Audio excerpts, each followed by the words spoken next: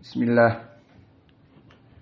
Innal hamdalillah nahmaduhu wa nasta'inuhu wa nastaghfiruh wa na'udzu billahi min syururi anfusina wa min sayyiati a'malina.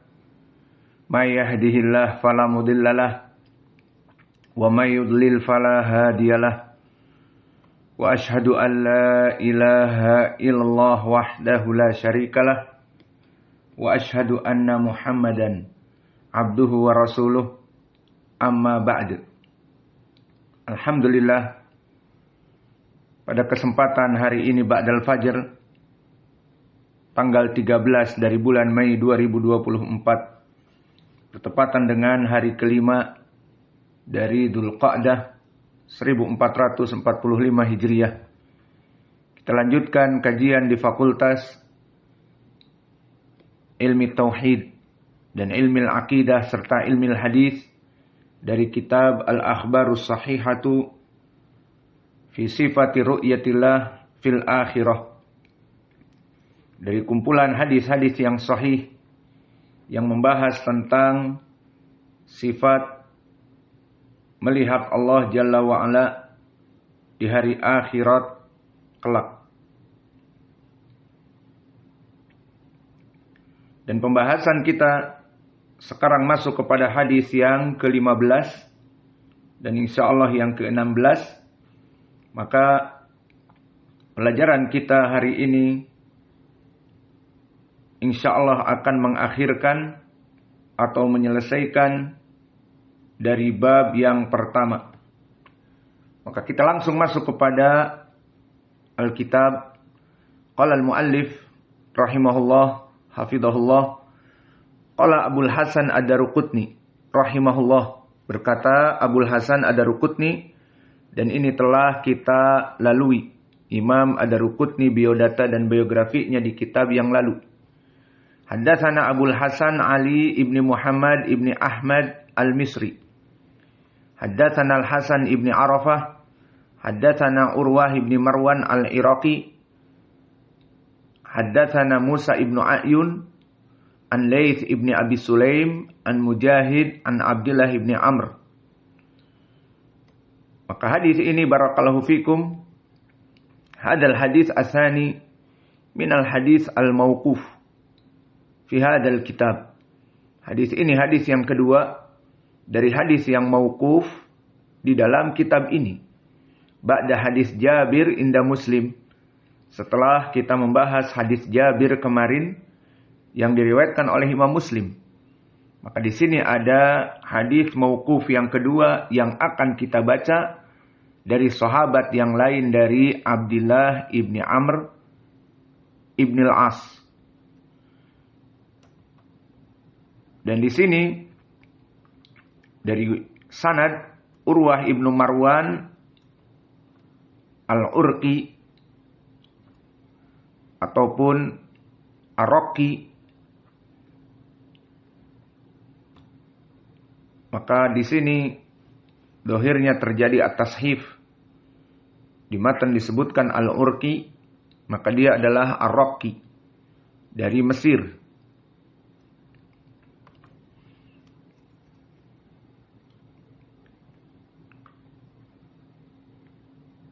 Dan dulu Urwah ini adalah minal abidin, walakin laisa bil qawi fil hadis. Seperti disebutkan Imam Ad-Daruqutni, kana ummiyan wa laisa bil qawi fil hadis. Bismillah. Kemudian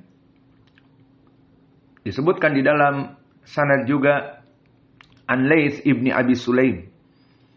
Maka Laits ibnu Abi Sulaim di sini Al-Qurashi Al-Kufi, dan dia hidup di tabaqah yang ke-6 dari kelompok tabi'i yang paling kecil, dan dia dhaif, sayyi'ul hifdz, hafalannya rusak.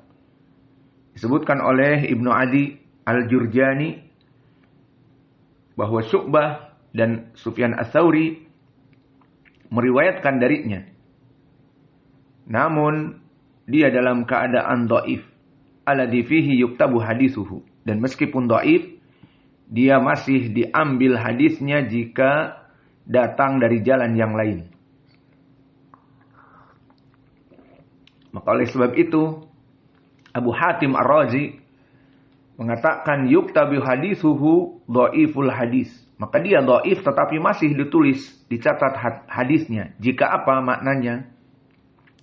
Jika datang dari jalan yang lain. Ini yang diinginkan dengan dhaif yang munjabir. Ataupun dhaif yang bisa naik kepada derajat hasan ataupun sahih. Maka dhaifnya tidak dhaif yang jiddan. Dan dia asalnya rawi yang abid, banyak beribadah. Dan di dalam hadis dhaif. Maka didhaifkan pula oleh An-Nasa'i dan Ibnu Sa'ad. Dan berkata At-Tirmidzi meriwayatkan dari Imam Al-Bukhari, saduqun wa rubama yahim fi syai'. Maka dia rawi yang saduq, namun banyak dari kesalahan dari hafalannya. Dan begitupun Imam Ahmad mengatakan Laits ibnu Abi Sulaim la yufrah bihadithihi. Bahwa hadis-hadisnya itu tidak bangga kamu dengannya.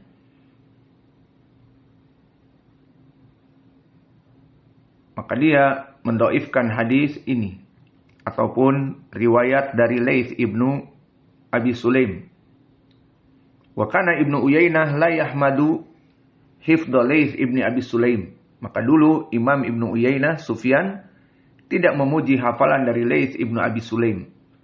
Dan berkata Yahya ibnu Ma'in, begitupun Yahya ibnu Ma'in, maka dia juga termasuk yang mendhaifkan dari rawi ini, Laits ibnu Abi Sulaim. Maka di sini kita mengetahui, barakallahu fikum, bahwa hadis ini hadis yang sanadnya dhaif. Karena ada Laits ibnu Abi Sulaim dan juga ada Urwah tadi. Bismillah. Dan Laits ibnu Abi Sulaim, di sana ada Laits juga yang lain. Kalau di dalam hadis antum membahas nanti ada dua Laits. Maka Laits yang pertama di atas dari derajat, paling atas dari derajat, maka dia adalah Laits ibnu Abi Sulaim, di mana tabaqahnya tabaqah yang keenam dari tabi'in yang paling kecil. Dan setelahnya Laits ibnu Sa'ad. Maka kedudukannya sangat berbeda. Laits ibnu Abi Sulaim dalam keadaan dhaif, namun Laits ibnu Sa'ad imam di zaman Imam Malik. Maka dia imam muhaddis dan juga miliunernya dari para muhaddisin. Maka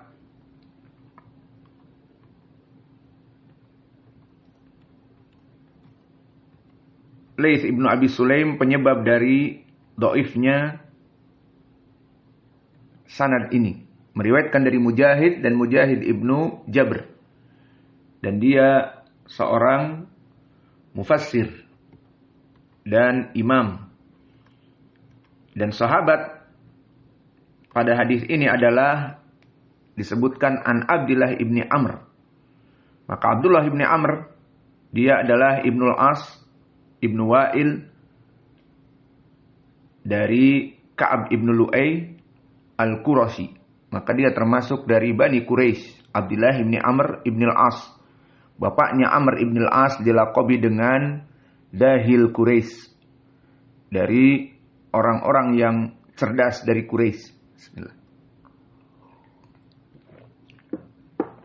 Maka Abdullah ibni Amr ibnul As, seorang sahabi yang bapaknya juga sahabi, Amr ibnul As, maka keutamaan Abdullah ibni Amr sangat banyak. Dan dia termasuk dari minal muktsirina fi riwayatil athar. Dari orang-orang para sahabat yang termasuk banyak hadisnya. Maka dia menulis hadis-hadis. Dan disebutkan oleh Abu Hurairah tentang sifat dari Abdullah bin Amr bin al-As yang mana dia dulu banyak menulis hadis. Dan ini juga diizinkan oleh Nabi. Seperti disebutkan oleh Abu Hurairah, "Laisa ahadun min ashabi Rasulillah sallallahu alaihi wa ala alihi wasallam aktsara hadisan an Rasulillah sallallahu alaihi wa ala alihi wasallam minni illa Abdullah ibni Amr fa innahu kana yaktubu wa kuntu la aktubu." Maka ini pengakuan Abu Hurairah setelah Abu Hurairah diberikan obat oleh Nabi Muhammad agar apa-apa yang dihafal oleh Abu Hurairah tidak pernah lupa. Maka dia katakan dulu dari para sahabat yang bekerja menulis adalah Abdullah bin Amr. Dia menulis. Adapun aku tidak pernah menulis. Bismillah. Maka Abu Hurairah hafal hadis 5.470 hadis dari hafalan dadanya. Adapun Abdullah bin Amr bin al-As menghafal hadis juga, namun dia mencatat. Dan orang yang paling getol untuk mencatat. Dan pendalilan bahwa Abdullah bin Amr bin al-As dulu orang yang mencatat, maka di hadis dari ucapan Abdullah bin Amr itu sendiri disebutkan, kuntu aktubu kulla syai' asma'uhu min Rasulillah sallallahu alaihi wa ala alihi wasallam uridu hifdhahu. Bahwa dulu aku menulis segala sesuatu yang diucapkan oleh Nabi agar aku menghafalnya. Fanahatni Quraisy. Kemudian dari kelompok Quraisy memberikan syubhah, melarangku untuk tidak menulis hadis. Apa katanya? Faqalu innaka taktubu kulla syai' tasma'uhu min Rasulillah sallallahu alaihi wa ala alihi wasallam wa huwa basharun yatakallamu fil ghadab war ridha. Maka Quraisy mengatakan, kamu menulis semua dari apa yang diucapkan oleh Nabi, padahal dia dalam keadaan marah kadang-kadang dan dia dalam keadaan ridha kadang-kadang. Maksudnya keadaannya seperti manusia, kadang marah, kadang ridha. Maka ucapannya tidak terkontrol. Famasaktu au amsaktu anil kitab. Maka kemudian aku menahan dari penulisan kitab karena mendapatkan syubhah tadi. Fadakurtu dzalika li Rasulillah sallallahu alaihi wa ala alihi wasallam. Kemudian beberapa hari tidak sabar, Abdullah bin Amr bin al-As yang biasa menulis ucapan Nabi yang merupakan wahyu, maka di sini mendapat syubhah dari Quraisy, akhirnya tidak menulis. Dan di sini dia merasakan hatinya ada sesuatu. Kenapa? Dan kenapa? Dan dia merasakan tidak menulis dari Nabi adalah perkara yang merugi. Akhirnya dia datang kepada Nabi. Fadakartu dzalika li Rasulillah sallallahu alaihi wa ala alihi wasallam. Maka dia mengadu dan menyebutkan kepada Nabi apa yang dikatakan Quraisy kepadanya. Maka dikatakan, uktub fawalladhi nafsi biyadih ma kharaja minni illa haqqun. Maka tulislah, demi jiwaku yang ada padanya, maka tidaklah keluar dariku, dari mulutku ini, kecuali kebaikan. Fa'ala hadha qala Dhahabi yablugu ma usnida sab'u mi'ah hadis ittifaqan lahu ala sab'a hadis wa anfarada al-Bukhari bi samaniyah wa Muslim bi isrin. Maka oleh sebab itu jadilah hadisnya menjadi sekitar 700 hadis, yang mana disepakati Al-Bukhari dan Muslim ada 7 hadis. Dan berkesendirian Imam Al-Bukhari menukilkan dari Abdullah bin Amr bin al-As 8 hadis. Dan berkesendirian Imam Muslim dengan 20 hadis. Maka ini kedudukan dari Abdullah bin Amr bin al-As, yang mana dia adalah seorang rawi yang masuk kepada 10 penghafal hadis. Dan dia di luar dari 7 penghafal hadis yang diakhiri oleh Abi Sa'id Al-Khudri yang hafalannya di atas 1000. Maka karena Abdullah bin Amr bin Al-As di bawah dari 1000, maka dia masuk kepada kelompok 10 dari sahabat yang menghafal hadis sekitar ratusan. Maka dia menghafal hadis 700 hadis. Maka hadis ini, barakallahu fikum, disebutkan di dalam matan sahihun li ghairihi wa huwa mauquf lahu hukmu rafa. Maka hadis ini hukumnya sahih li ghairihi, dan makna sahih li ghairihi adalah sahih tetapi bukan dari satu jalan. Dia datang dari jalan yang lain. Maka ini dari ilmu mustalahil hadis. Kita masuk kepada ilmu mustalah hadis. Apa itu hadis sahih tetapi li ghairihi? Dia hadis sahih maknanya bisa diamalkan dan bisa dijadikan hadis-hadis keimanan seperti di sini kita mengimaninya. Namun dia sahihnya li ghairihi, maknanya datang dari jalan-jalan yang lain yang saling menguatkan, maka bisa menjadi sahih. Adapun ucapan wa huwa mauquf lahu hukmu rafa, maka di sini dia adalah mauquf. Nanti akan kita artikan dan kita baca mauquf dari ucapan Abdullah bin Amr bin Al-As. Lahu hukmu rafa, dan menjadi hukum yang rafa. Kenapa? Maksudnya adalah seakan-akan dia ucapan Nabi, tetapi teksnya ucapan Abdullah bin Amr bin Al-As. Namun hukumnya marfu. Kenapa hukumnya marfu? Dari berbagai sebab. Pertama, di sini kisah yang diceritakan oleh Abdullah bin Amr bin Al-As berhubungan dengan hari akhirah yang tidak masuk kepada akal Abdullah bin Amr bin Al-As, seorang manusia. Ini ucapan Nabi. Ini yang diinginkan dengan lahu hukmu rafa. Dan yang kedua, apa yang dia ucapkan itu semakna dan lafadznya hampir sama dengan hadis-hadis yang datang dari Nabi dari sahabat yang lain. Maka disinilah dijadikan hadis ini mempunyai hukum yang marfu. Dan sanadnya dhaif dikarenakan 2 rawi tadi, yakni Laits ibnu Abi Sulaim yang laisa bil qawi, dan Urwah ibnu Marwan Ar-Raqi. Dan di sini terjadi tashif Al-Urqi. Maka 2 rawi ini menyebabkan hadis ini dhaif. Namun dengan dhaifnya hadis ini bisa naik kepada derajat sahih li ghairihi. Maka telah datang pendalilan sahih li ghairihi hadis dari Adi ibni Hatim yang muttafaqun alaih, yang dulu atau kemarin telah datang. Summa layakiyanna ahadukum baina yadaylah laisa bainahu wa bainahu hijabun wala turjuman wa turjuman yutarjimulahu. Bahwa kalian pasti akan bertemu dengan Allah berhadap-hadapan, dan bukan di antara kalian penutup hijab, dan tidak ada di antara kalian orang ketiga sebagai penterjemah. Dan juga di hadis Buraidah yang telah lalu di Musnad ataupun di Sahih Ibnu Huzaimah dengan sanad yang hasan, disebutkan dengan lafaz ma minkum min ahadin illa wasayukallimuhu rabbuhu laisa bainahu wa bainahu hajibun wala turjuman. Maka di antara kalian pasti semuanya akan berbicara dengan Allah tanpa di antara kalian berdua hijab. Maka berbicara dengan Allah face to face, saling berhadapan. Wala turjuman, tanpa penterjemah. Maka hadis ini akan kita baca lafadznya, maka dia itu meskipun dhaif tetapi hadis Adi dan hadis Buraidah menguatkan dari segi syawahid.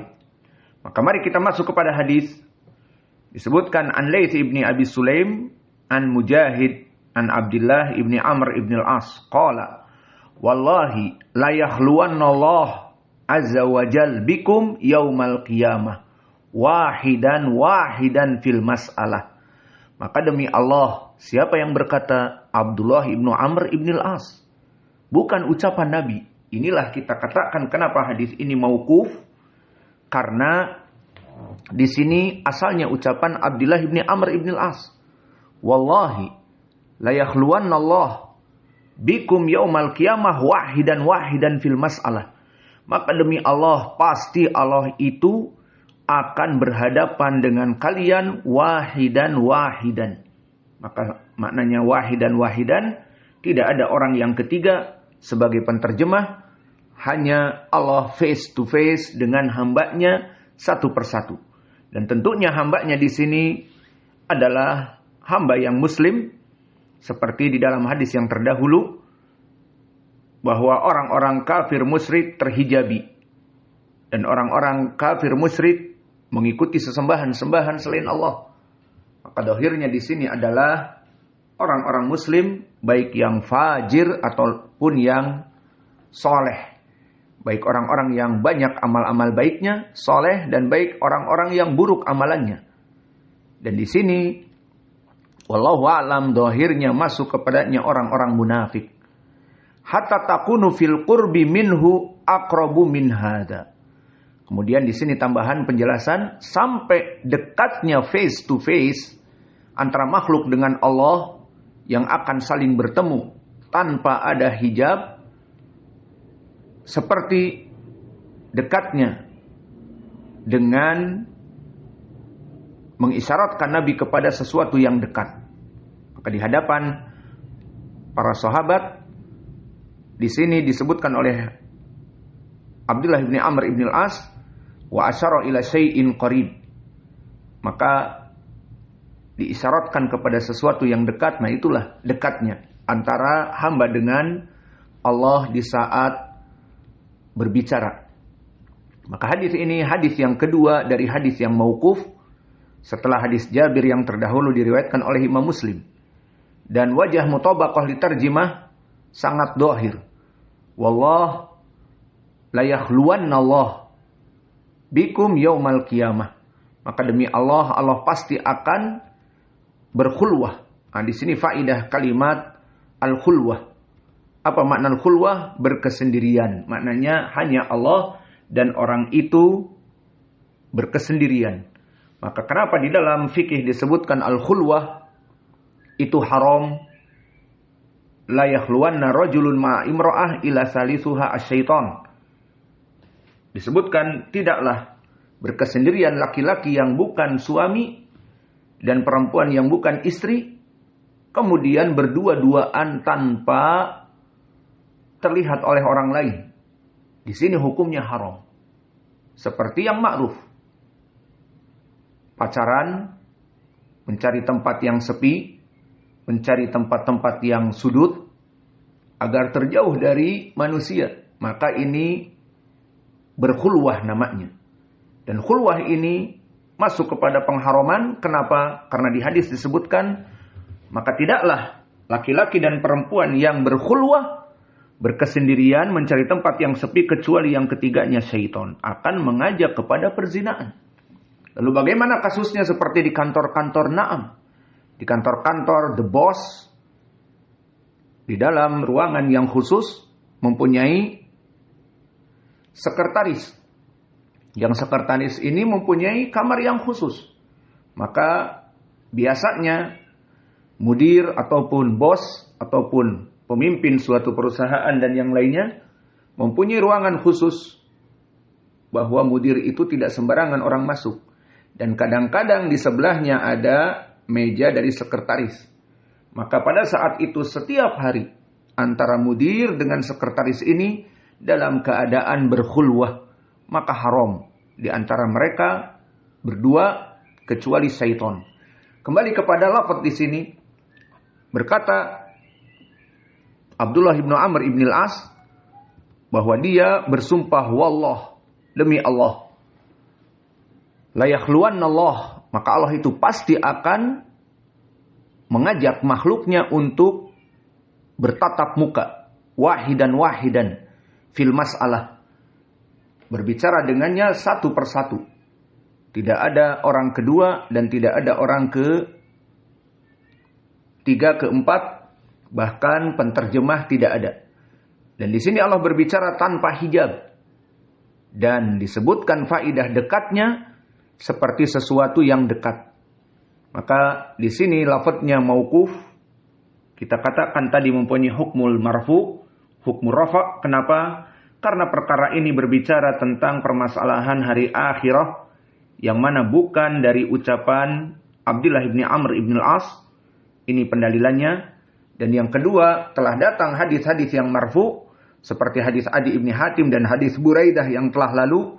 Bagaimana Buraidah meriwayatkan dari Nabi dan Adi bin Hatim meriwayatkan dari Nabi bahwa di hari kiamat kelak disebutkan ma minkum min ahadin illa sayukallimuhu rabbuhu laisa bainahu wa bainahu hajibun wala turjuman. Setiap kalian pasti akan bertemu dengan Allah. Bertemu dengan Allah dan bukan pada kalian itu hijab, tetapi face to face, wala turjuman, dan tidak ada penterjemah orang yang ketiga. Maka disinilah hadis ini kita katakan marfu hukman karena maknanya adalah ucapan Nabi. Namun ucapannya ucapan Abdullah bin Amr bin al-As. Maka ini hadis yang mauquf tetapi mempunyai hukum yang marfu. Lalu hadis ini tadi kita bahas dhaif karena ada Laits ibnu Abi Sulaim. Namun dengan dhaifnya di sini bisa terangkat kepada sahih li ghairi karena telah datang hadis-hadis yang terdahulu dari Adi ibn Hatim dan hadis Buraidah yang menyebutkan bahwa Allah itu pasti akan mengajak bicara seseorang di antara kalian. Dan sekarang kita masuk kepada hadis yang ke-16 dan hadis ini pun silahkan kita baca dan fahami. Bisa kita katakan dari segi makna menguatkan hadis Abdullah bin Amr bin al-As yang tadi menceritakan setiap orang itu akan diajak bicara oleh Allah. Maka hadis yang ke-16 ini pun yang terakhir adalah juga hadis yang berhubungan dengan Allah mengajak bicara dari hambanya di hari kiamat seseorang demi seseorang. Maka diriwayatkan oleh Muhammad ibnu Ismail al-Bukhari rahimahullah. Maka Muhammad ibnu Ismail nama dari Imam al-Bukhari, Abu Abdullah. Haddatsana Musa ibnu Ismail. Haddatsana Hammam. Qala akhbarani Qatadah an Safwana ibni Muhriz al-Mazini. Qala bainama ana amshi ma'a ibni Umar radhiyallahu anhuma. Akhidu biyadihi id arada rajulun faqala kaifa sami'ta Rasulullah sallallahu alaihi wasallam yaqul fin najwa. Maka di hadis ini adalah hadis yang ke-12 di dalam bab ini. Maknanya hadis yang marfu sehingga diberikan nomor 12 maknanya hadis yang marfu. Karena ini adalah nomor 16, kok disebut 12? Kita katakan yang marfu karena ada dua hadis yang mauquf. Hadis Jabir di riwayat Muslim mauquf dan hadis Abdullah bin Amr bin al-As yang tadi sebelum hadis ini mauquf.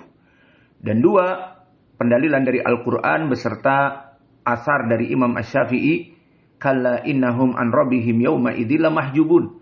Maka nomornya menjadi 16, namun hadis ada 12. Maksudnya hadis yang marfu. Maka hadal hadis asani asr fi hadal bab yang marfu. Yang menunjukkan bahwa Allah itu akan dilihat di arasatil qiyamah. Lalu mana lafaz pendalilannya akan kita baca nanti. Innallaha yudnil mu'mina fayadau alaihi kanafahu wa yasturuhu. Bahwa Allah akan mendekatkan dirinya kepada seorang mukmin dan akan menutupkan antara dia dengan manusia yang lain. Dan Allah berbicara dalam keadaan dekat, face to face. Maka di dalam hadis ini berkata Imam Al-Bukhari rahimahullah, haddatsana Musa ibnu Ismail. Maka Musa ibnu Ismail barakallahu fikum, dia adalah At-Tubudaki Al-Basri Al-Minqari. Maka dia masyhur dengan kunyahnya At-Tubudaki dan namanya Musa ibnu Ismail At-Tubudaki Al-Minqari. Dan dia hidup di tabaqah ke-9. Maka tabaqah ke-9 barakallahu fikum, dia adalah itba'ut tabi'in yang kecil. Maka hidup di zaman ini Imam Asy-Syafi'i dan juga Abu Asim Nabil Ad-Dhahhak Ibnu Makhlad dan juga Abu Daud atau Yalisi dan juga Rauh Ibnu Ubadah yang kita lewati di hadis-hadis yang lalu. Maka dia arfa minas siqah. Dia di atas derajat siqah. Maka At-Tubudaki Al-Minqari Musa Ibnu Ismail ini di atas derajat siqah. Seperti dikatakan oleh Ibnu Hibban, kana minal mutkinin. Maka Ibnu Hibban jika mengatakan minal mutkinin, maka diterima oleh para ulama yang lain bahwa dia di atas derajat siqah. Dan berkata Yahya Ibnu Ma'in, siqatun ma'mun. Maka dia di atas derajat siqah. Berkata Abu Al-Walid atau Yalisi, siqatun saduq. Dan berkata juga Ali Ibnul Madini, man lam yaktub an Abi Salamah, maknanya Musa Ibnu Ismail, barang siapa yang tidak menulis dari Abi Salamah, agar kataba an rajulin anhu darurah, agar dia menulis dari orang yang menulis darinya. Harus seperti itu. Maka ini menunjukkan ucapan Imam Ali Ibnul Madini bahwa hadis-hadisnya sangat penting. Musa Ibnu Ismail Al-Minqari, jika kalian luput dari penulisan hadis dikarenakan tidak hadir ke majelisnya karena dia itu dalam keadaan misalnya sakit atau terlambat, maka wajib yang tidak menulis agar menulis dari temannya yang menulis. Harus menunjukkan majelisnya dia jangan sampai terlewatkan. Maka di sini keadaan para ulama di zaman dulu, mereka mengagungkan para ulama dari ilmunya. Maka jika datang alim ulama yang mempunyai ilmu, maka tidak pandang dari berbagai kesibukan dan tidak takut dari manusia-manusia yang lain. Maka langsung membuat majelis dan mengambil ilmu dari orang-orang yang mempunyai ilmu tersebut. Adapun di zaman now atau di zaman dakwah mulai terjadi hegemoni, rasa takut kepada ustadz-ustadz yang number one misalnya ataupun yang besar, maka sebagian thulabatul ilm merasa takut. Ini kalau aku ambil ilmunya orang ini, ditakutkan nanti ditahdir atau ditakutkan hegemoni dari orang-orang dai-dai yang besar, yang dianggap besar, itu mungkin mengisyarahkan agar tidak mengambil ilmu dari orang ini. Sehingga dia merasa takut untuk melangkahi. Atau mungkin tidak ada larangan, namun dia takut untuk melangkahi. Di saat datang alim ke tempatnya, datang alim atau ustadz ke daerahnya, maka dia ingin mengambil ilmu langsung, takut. Harus izin dulu kepada ustadz yang kabir, harus mendapatkan komando, belajar apa tidak dari dia. Itulah kenyataan dakwah di zaman now. Seperti yang kita ketahui, bagaimana kehidupan di zaman Luqman Ba'abduh, dan mungkin di zaman yang setelahnya, yang masih berpengaruh dengan komando-komando. Dia ustadz dan sebagainya, ataupun dia orang yang multazim dan sebagainya, tapi merasa takut dengan hegemoni ustadz-ustadz besar, dengan kekuasaan ustadz-ustadz besar, mungkin takut ditahdir atau diancam, tidak akan melaksanakan hubungan-hubungan yang lebih erat dari dakwah, maka datang orang alim dan tidak diambil ilmunya, dicuekin saja, dikarenakan merasa takut dengan hegemoni. Maka ini yang disayangkan. Dakwah-dakwah, apalagi notabene mengaku ahli sunnah, dikotomi, dipecah-pecah. Maka alhamdulillah dakwah itu ya ibadallah punya Allah. Wallahi dakwah nahnu lillah wa fillah wa billah.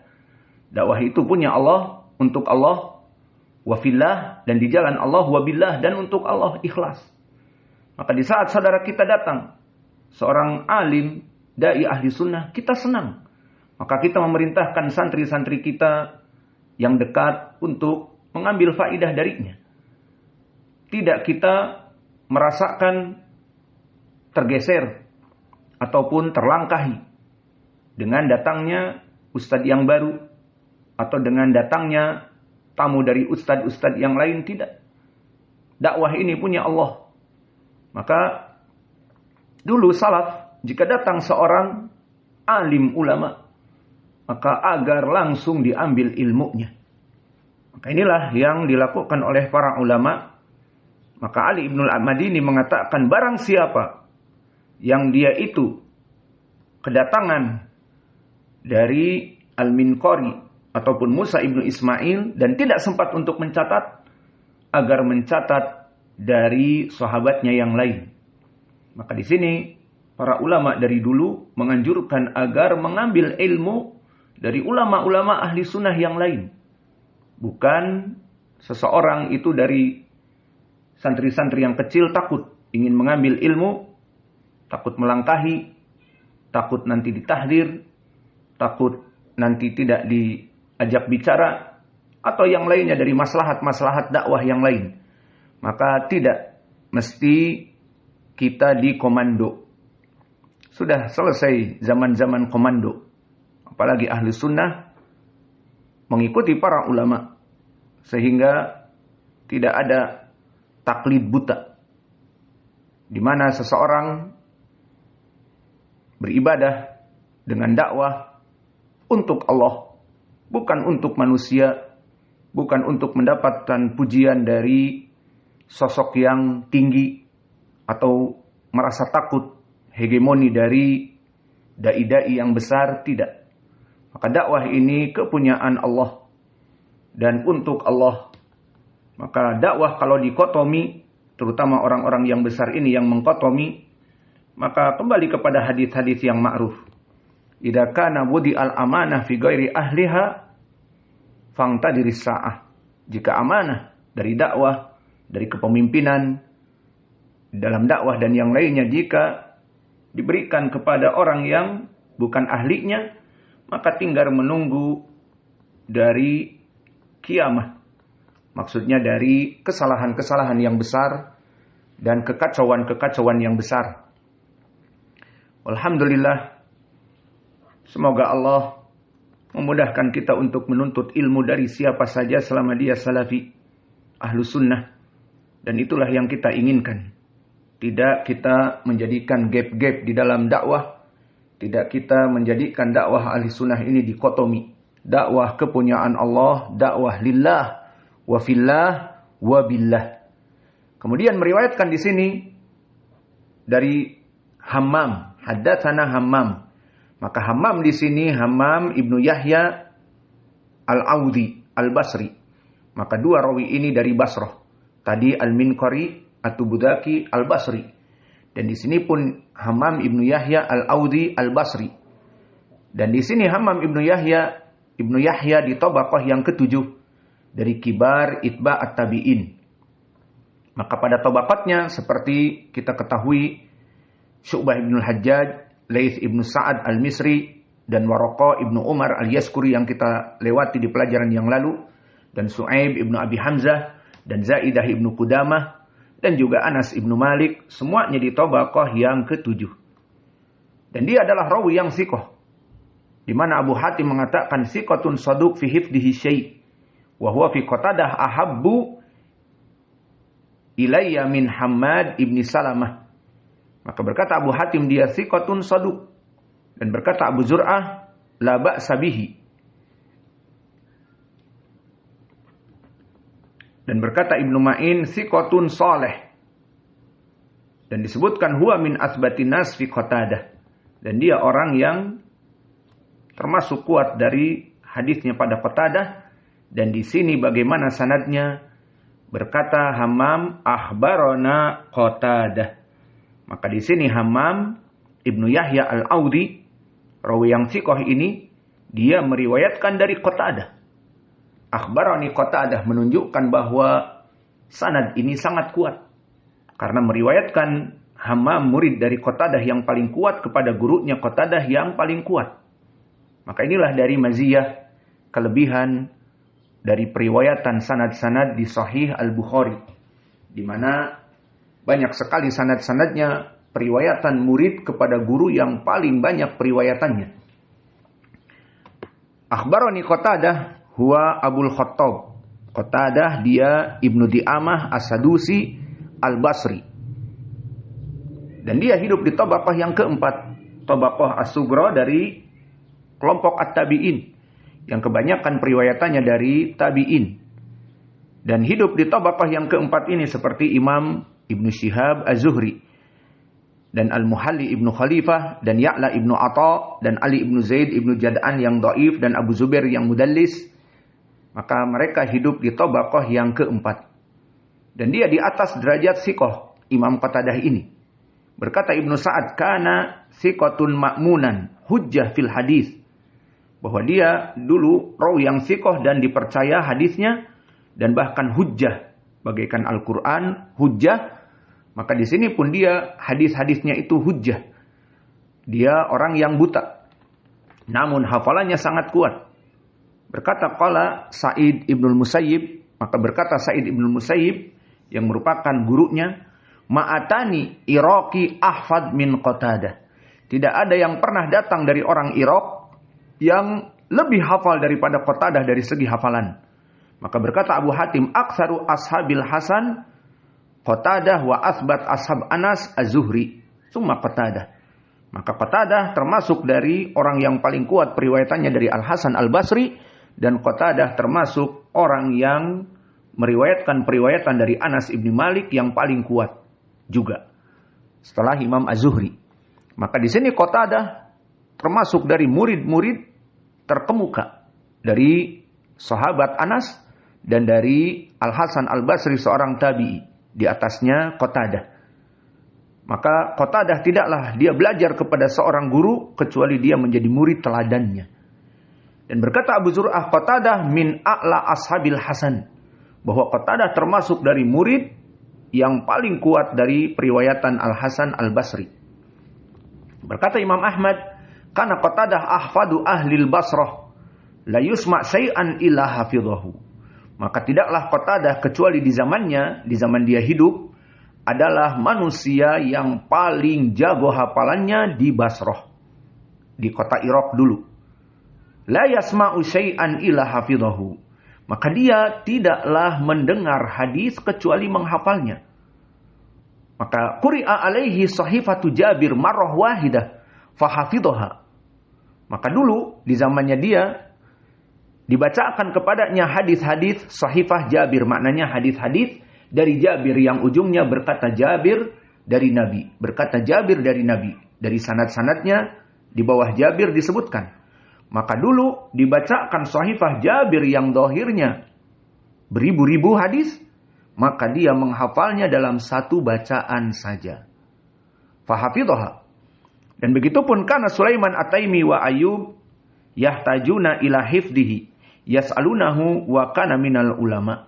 Dan dulu Ayyub As-Sikhtiyani dan Sulaiman Ibnu Tarkhan At-Taimi, kedua imam yang agung ini, jika dia merasa ragu terhadap hadis, maka dia akan menanyakan kepada Qatadah. Maka Qatadah kalau di zaman now bagaikan alat untuk pengecek.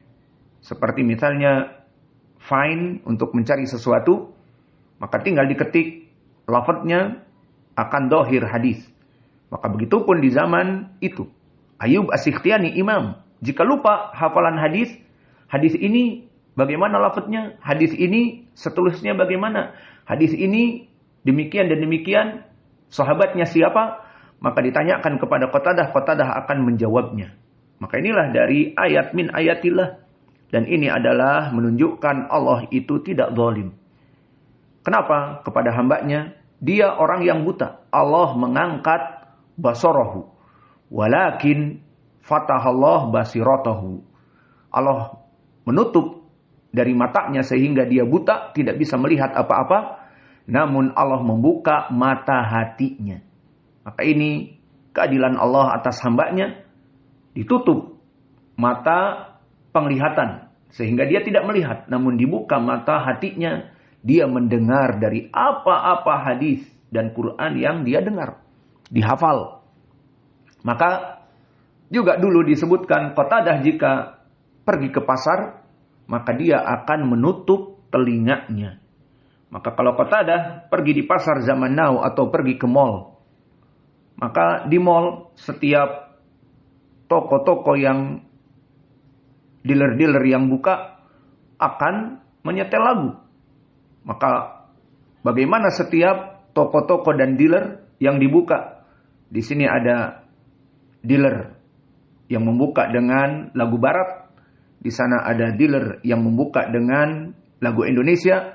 Dan di sana di pojok warung kopi membuka toko khusus untuk kopi, maka musiknya musik misalnya reggae, punk. Dan di sana ada juga tokonya orang Jawa, maka akan dijadikan lagu dangdut koplo misalnya. Maka semuanya akan dihafal oleh Qatadah jika Qatadah pergi ke pasar di zaman now. Di zaman musik-musik dibuka. Maka berapa yang akan dihafal dari lagu-lagu oleh Qatadah? Allahul musta'an. Maka inilah kekuatan Qatadah dalam menghafal. Maka Qatadah tidak pernah menulis. Maka di sini para santri-santri kita mungkin ada yang ngantuk dan tidak menulis. Maka dilihat kanan dan kiri. Maka itulah Qatadah di zaman now. Maka Qatadah di zaman now di majelis tidak pernah menulis. Bengong. Kalau ada lalat, hap, lalu ditangkap. Melompong. Bengong. Tidak menulis. Dan setelah selesai, naktafi ilahuna wa jazakumullahu khaira. Pulang cepat ke Sakan.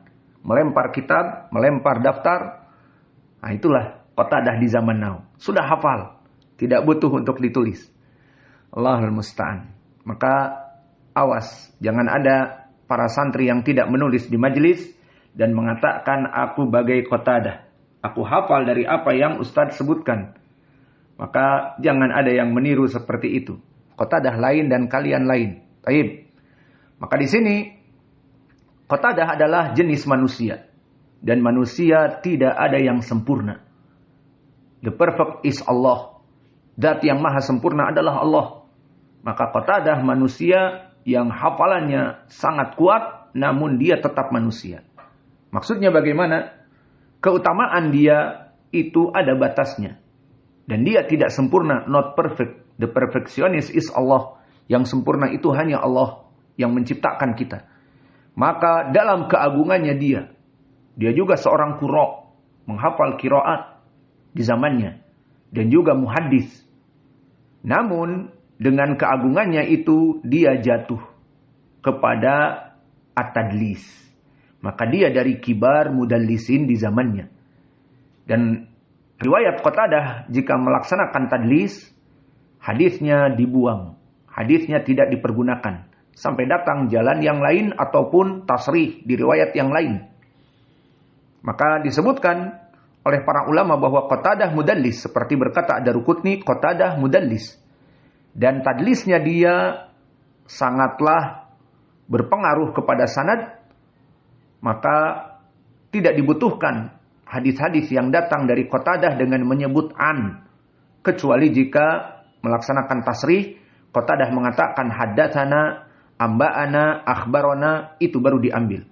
Adapun dari Qatadah mengatakan an ataupun qala, maka di sini hadisnya dibuang.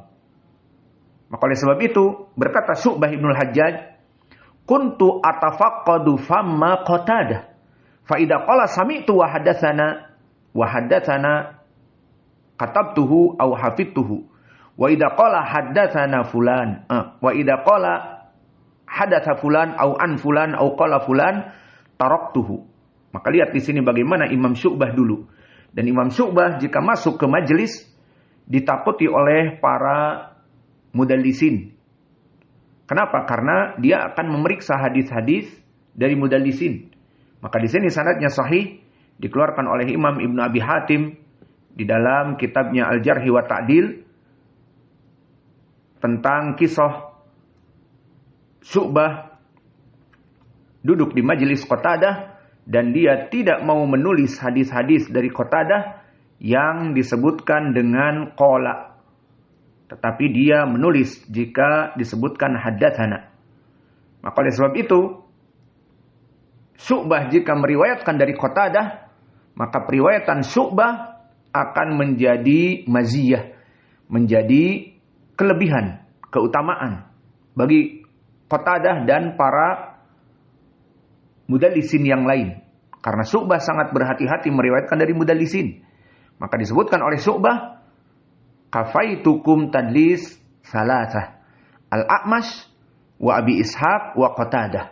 Maka ucapan Syu'bah ini sahih, diriwayatkan oleh para ulama seperti Al-Baihaqi di kitabnya Sunan wal Athar. Maka ditafsirkan ucapan ini oleh Al-Hafidz Ibnu Hajar. Apa maknanya? Fahadihil qa'idah al-jayyidah fi ahadits haula as-salasah annaha idza ja'at min tariq Syu'bah dalat ala sima walau kanat mu'annana. Masyaallah. Maka di kalangan para muhaddisin, para pembahas hadis, para pentahqiq hadis, lafaz-lafaz seperti ini sangat bermanfaat. Maka berkata Syu'bah Ibnul Hajjaj, cukuplah bagi kalian dari 3 mudallis, Al-A'mash, Abu Ishaq, dan Qatadah dari periwayatanku. Maka ditafsir oleh Al-Hafidz Ibnu Hajar, ini adalah kaidah yang sangat baik. Maksudnya, bagi mereka orang-orang mudallisin seperti Al-A'mash, Abu Ishaq As-Sabi'i, dan Qatadah yang menjadi pendalilan kita hari ini, maka mereka bertiga yang mudallis ini, jika muridnya dilihat Syu'bah, seperti misalnya di riwayat Abu Daud disebutkan Syu'bah an Qatadah, atau Syu'bah anil A'mash, atau Syu'bah an Abi Ishaq, dalat ala sima. Kata Al-Hafidz Ibnu Hajar, ini menunjukkan bahwa orang-orang mudallis ini mendengar dari gurunya, meskipun dengan lafaz mu'an'an. Kenapa? Karena Syu'bah memeriksanya. Maka itulah faidah dari ucapan Syu'bah, kafaitukum tadlisa salasah, Al-A'mash wa Abi Ishaq wa Qatadah. Cukuplah periwayatanku dari mereka mudallisin yang 3 menjadi sahih, karena dia memeriksa dari sanad mudallisin ini, sehingga periwayatan Syu'bah dari mudallisin yang 3 ini ihtimal menjadi sahih. Maka inilah dari Qatadah. An Safwan ibni Muhriz al-Mazini. Maka dia adalah al-Mazini, al-Bahili, al-Basri. Maka semua perawi-perawi hadis di sini semuanya al-Basri. Berarti apa? Hadis ini sanadnya musalsal bil Basriyin. Semuanya adalah orang-orang dari Basrah. Dan dia hidup di zaman Qatadah. Maka Safwan ibni Muhriz sama dengan Qatadah, hidup di zamannya. Maka Qatadah meriwayatkan dari orang yang sezaman dengannya. Dinamakan dengan riwayatul qarin. Maka Qatadah di tabaqah yang keempat meriwayatkan dari Safwan ibni Muhriz di tabaqah yang keempat juga. Sama-sama dari periwayatan teman. Dan Safwan kedudukannya di atas derajat siqah. Berkata Abu Hatim, huwa jalil. Dia adalah agung. Dan berkata Ibnu Sa'ad, kana siqatun walahu fadl wa wara'. Dia mempunyai keutamaan dan wara'. Maka inilah sanad sampai kepada sahabat Abdullah ibni Amr ibn al-As. Dan ini sahabat yang terakhir yang kita baca, afwan. Inilah dari sahabat Ibnu Umar, Abdullah Ibnu Umar. Dan kita masuk sekarang kepada matan di mana Abdullah Ibnu Umar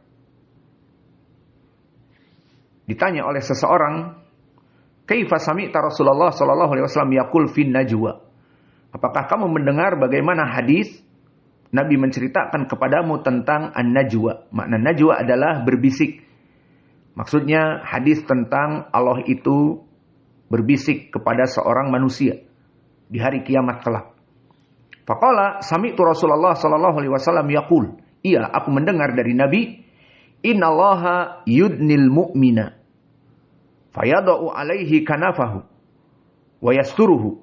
Bahwa Allah mendekatkan seorang mukmin atau Allah mendekatkan dirinya kepada seorang mukmin dan menyimpan dari apa-apa yang akan dibicarakan dan menutupi sitar dari manusia yang lain.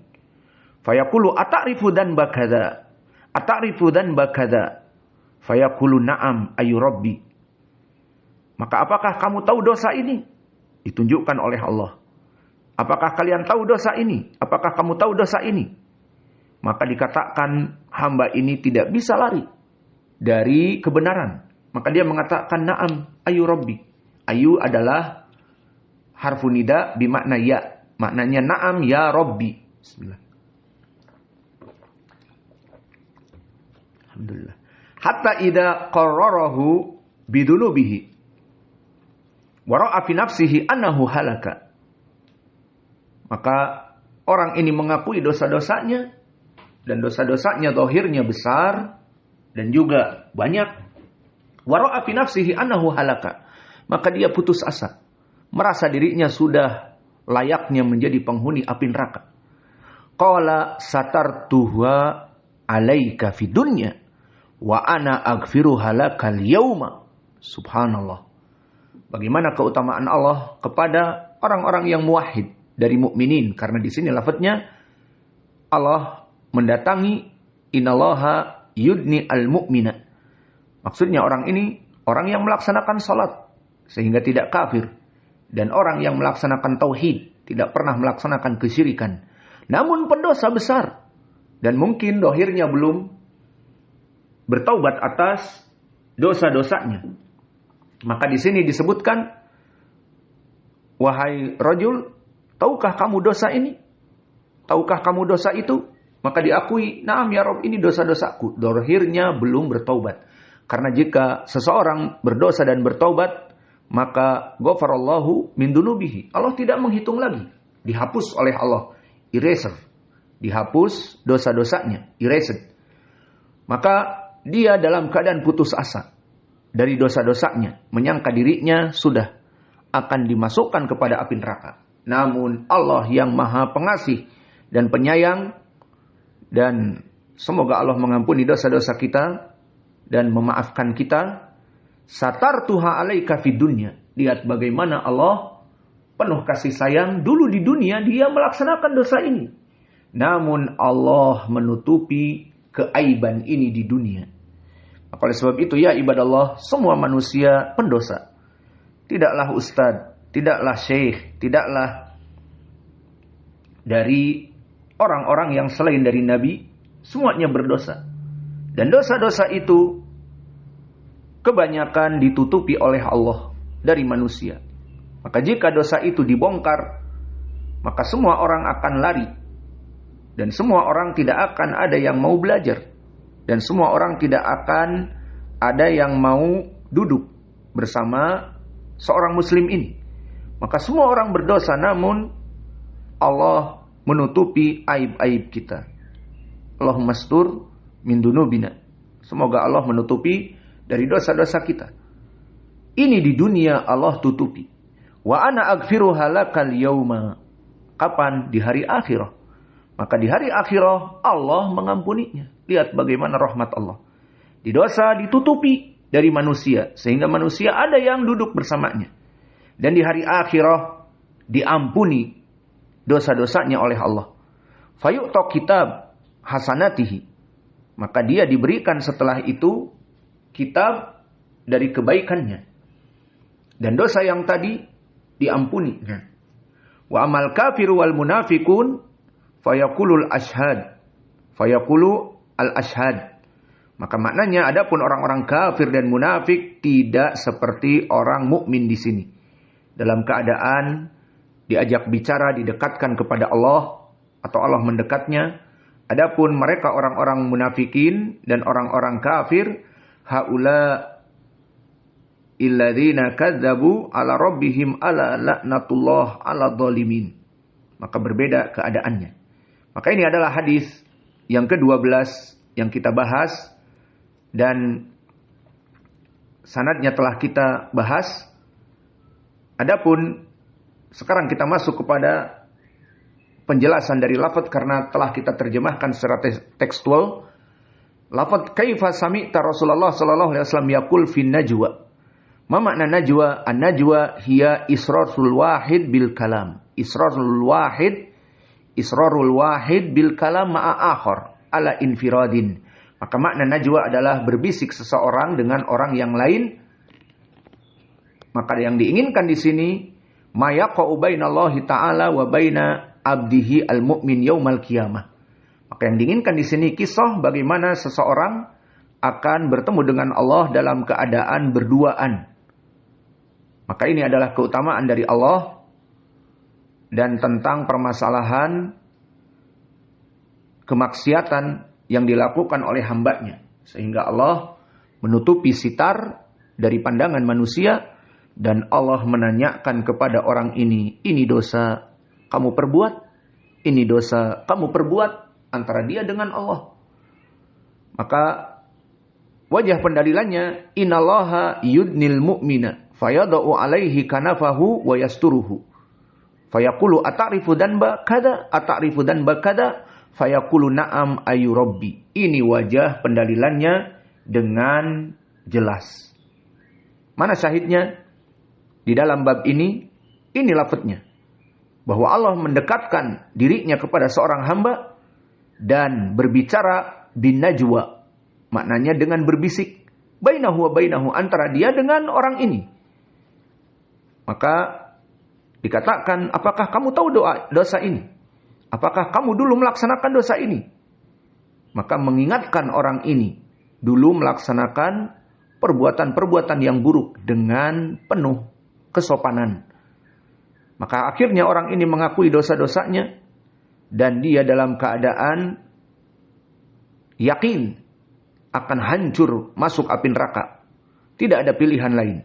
Kemudian Allah memberikan kepada orang ini ucapan yang baik. Dulu aku di dunia menutupi dari keaiban ini dari manusia, dan sekarang aku pun mengampuni dosa-dosa kamu. Maka ini adalah wajah pendalilan di mana Allah mendekatkan seorang muslim, dan ini diberikan pertanyaan-pertanyaan, dohirnya adalah pertanyaan tentang permasalahan dosa-dosa. Maka di sini jelas menjadi pendalilan bahwa Allah akan dilihat di hari akhirah. Dan ini semuanya dikisahnya di hari akhirah. Lalu apa kalimat fayadau alaihi kanafahu? Apa itu kanaf? Al-kanafu fil lughah as-satru wal hirzu wan nahiyatu wa yasturuhu ay yasturu abdahu an ru'yatil khalq lahu. Ini makna dari al-kanaf, dan juga makna adalah yasturuhu, di mana Allah menutupi perbincangan antara dia dengan makhluknya, yang mana Allah menanyakan dosa-dosa ini bagaimana kamu lakukan, maka ditutupi makhluk dari dirinya. Untuk apa? Li'alla yaftadih amamahum fayukhza wa hada lil muslimin faqat. Maka ini diberikan hanya untuk muslimin, di mana Allah berbicara satu persatu dan Allah menutupi sitar agar manusia tidak mengetahui apa yang dia perbuat, ditakutkan malu. Wa amal kafir wal munafik, maka ini di lafaz Al-Bukhari wa Muslim, adapun orang-orang kafir dan munafik, maka dohirnya di sini ataf khos alal am. Al-kafir wal munafik. Maka kafir dan munafik intinya sama, namun diatafkan khos kepada am. Mana yang am? Al-kafir. Al-munafikun diatafkan kepada al-kafir, maka dia menjadi al-khos ataf ala al-am. Maka kita katakan semua munafik kafir. Namun tidak semua tidak semua kafir, ataupun wa amal kafir maka dia am, dan al munafik dia khusus, lebih khusus, karena orang-orang munafik meskipun dia kafir tidak beriman, namun dia sholat di zaman Nabi bersama Nabi pura-pura, dan dia hidup di bawah dakwah Nabi tetapi tidak bergabung dengan Nabi, maka hidup di lingkungan yang lain. Maka inilah dari keadaan al-munafikun, maka dia lebih khusus daripada kafir. Adapun kafir bersifat umum, maka diatafkan al-munafikun kepada kafir yang bersifat umum. Dan di sini disebutkan haula alladzina kadzabu ala rabbihim ala laknatullah ala zalimin. Maka al-munafikun mereka juga al-kufar al-zalimun. Maka dengan ini alhamdulillah selesailah dari hadis ke-16, dan dengan selesainya hadis ini selesai pula bab yang pertama, yang mana penulis menyebutkan di sini hadis-hadis yang sahih, baik yang muttafaqun alaih, baik beristidlal dengan Al-Quran dan asar dari salaf, baik beristidlal dengan hadis-hadis yang mauquf tetapi mempunyai hukum yang marfu dari berbagai sahabat, yang semuanya menunjukkan Allah itu akan dilihat di hari akhirah. Maka selesai dari bab yang pertama, dan insya Allah di pelajaran yang akan datang, mungkin hari ini kita akan belajar ba'da zuhur, ba'dal asar, ba'dal maghrib, karena hari Senin, maka di sini selesai dari bab yang pertama. Dan insya Allah di waktu yang akan datang kita masuk kepada bab yang kedua. Dan bab yang kedua judulnya, kita masuk kepada iklan sebelum masuk. Al-mu'minuna yarawna rabbahum fil jannah. Bahwa kaum muslimin akan melihat Allah di surga. Nanti pembahasannya khusus pendalilan bahwa Allah itu akan dilihat di surga. Bukan di arasatil kiamah seperti hadis di bab yang pertama. Maka nanti akan ada hadis-hadis yang khusus berhubungan dengan permasalahan melihat Allah di surga. Adapun di hadis yang pertama tadi ada 16 hadis ataupun disebutkan oleh penulis 16 dalil dari Al-Quran dan asar sahabat ataupun mauquf dan asar dari Imam Syafi'i dan hadis-hadis yang marfu, semuanya telah kami sebutkan menjelaskan tentang keadaan melihat Allah di hari akhirah. Maksudnya di arasatil kiamah. Adapun di bab yang kedua khusus di dalam surga. Semoga Allah memasukkan kita kepada surga sehingga kita bisa melihat Allah. Qulu amin. Dan insya Allah kita akan melanjutkan pelajaran kita di waktu yang akan datang di bab yang kedua. Wa naktafi ilahuna wa jazakumullahu khaira wa barakallahu fi ilmikum subhanakallahumma bihamdika asyhadu an la ilaha illa anta astaghfiruka wa atubu ilaik.